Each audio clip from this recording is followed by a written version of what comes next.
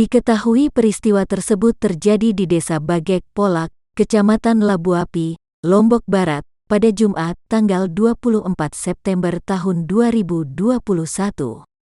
Oknum debt collector terlihat membentak, menunjuk pemuda tersebut dengan tangan kiri, sambil menenteng senjata api yang berada di tangan kanannya.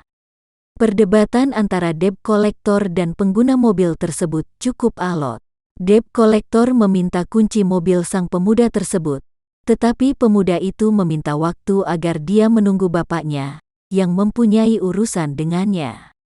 Kapolres Lombok Barat AKBP Bagus S. Wibowo menyampaikan bahwa pihaknya telah melakukan penangkapan terhadap 3 tersangka oknum debt collector yang melakukan gaya premanisme saat menagih utang.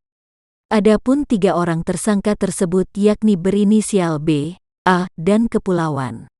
Mereka merupakan staf dari perusahaan berinisial PTNNCS yang bergerak di bidang jasa keuangan.